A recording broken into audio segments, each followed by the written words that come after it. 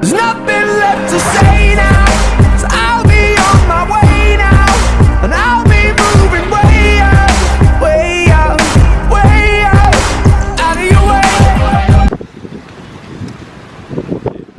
way. What's up guys, welcome back to a new video. I'm in Rio de Janeiro, Brazil, as you can tell, on the beach of Copacabana. Now, there's a very strong wind here, so I really hope that the audio is being picked up correctly.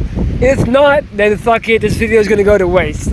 But today, I want to talk about something that I wrote the other day. So, first of all, I'm gonna read it out loud and, to just give you guys the general gist of it.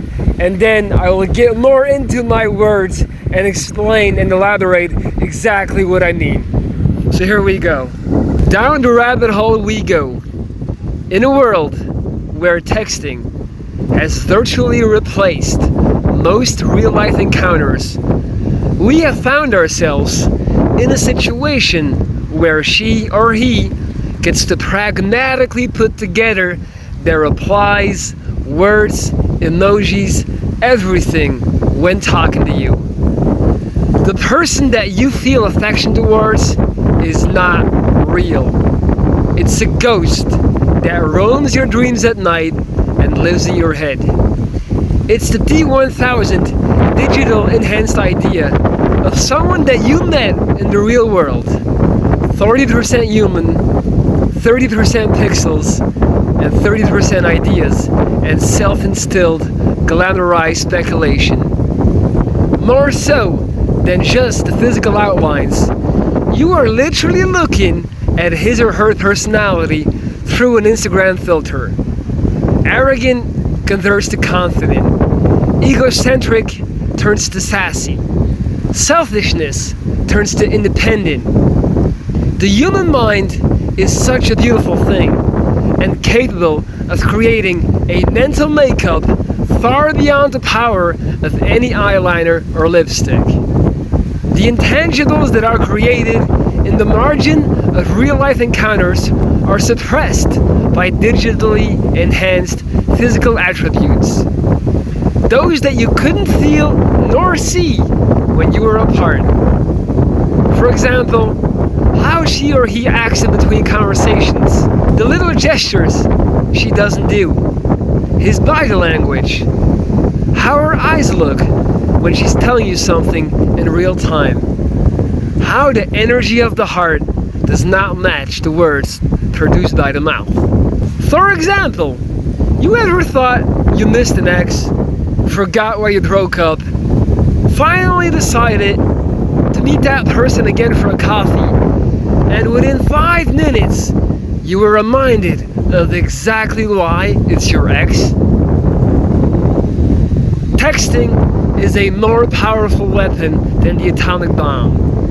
How can you tell the difference between real and fake when everything is staged? When there is so much time in between the lines to carefully calculate every next step? What does it mean when they say I love you in text? When written, it's impossible to tell. Because our human minds reads the words to our heart in dramatic fashion. We will always modify the energy of written words to the liking of what we desire them to be. For some people, ILY, meaning I love you, is enough to keep the dream alive. For me personally, I look at those abbreviations as a burning red flag to run away and never look back. Soon enough, we'll have an emoji to propose and break up too. You don't love him, you love the idea of her, which is pushed on you every single time that you open up this wonderful application called Instagram. Our mind is designed to push back the rough edges to the depths of our mind and only focus on the enhanced positives shown through a phone screen. Tainted souls on blue ice. The same way a Big Mac always looks amazing in the commercial, yet never fails to disappoint when delivered on your plate. Might as well eat it while it's here though, right? So that's it. That's what I wrote a couple of days ago. And for those who are not entirely sure what I mean by that, is I basically talk about the fact that we are constantly bamboozling ourselves, constantly diluting and poisoning our brain with illusions of characters. We attribute personality traits and even physical traits to people that don't exist. Everything that you see on Instagram is carefully selected. This comes as no surprise, and this is well known. Yet we still somehow decide to take it for truth. Like, even when, let's say you spent 2 weeks with someone, and after those 2 weeks you are convinced that this person is not the right person for me. And as soon as you walk out of that person's life, for the first couple of days, even the first couple of weeks, you're gonna remember, you're gonna know, like, this is not it. Like, I was there, it didn't click, it's not what I want, it's not what I need, you know, that's it.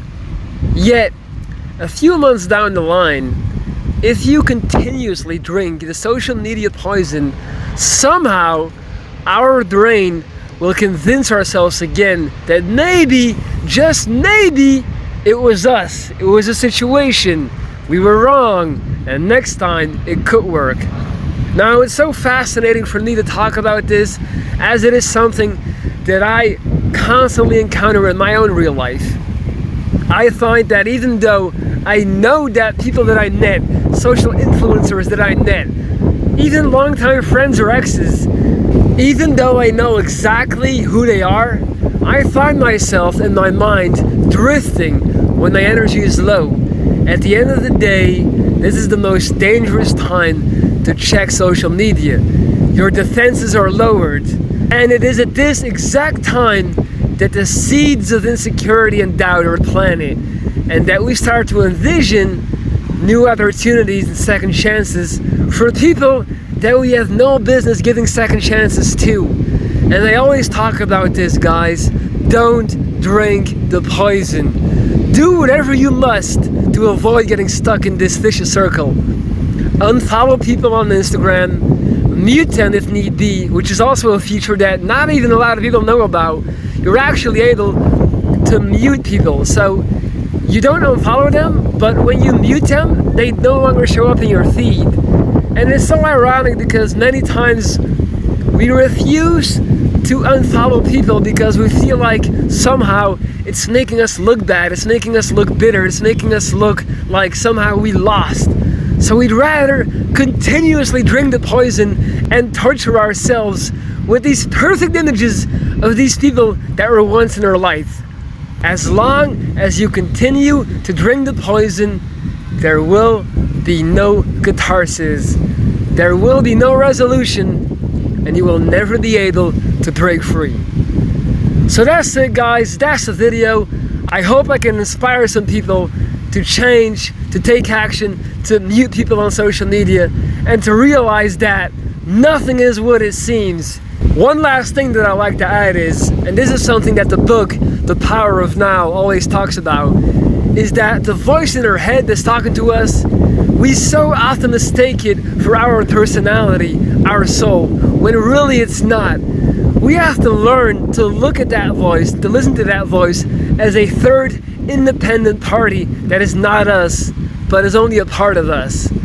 When we start to understand that this voice telling us, maybe you made a mistake, maybe you should forgive and forget and try to give that person a second or third chance, maybe you should give them another go. This voice is not what we need to hear. Almost never does it have our best interest in mind.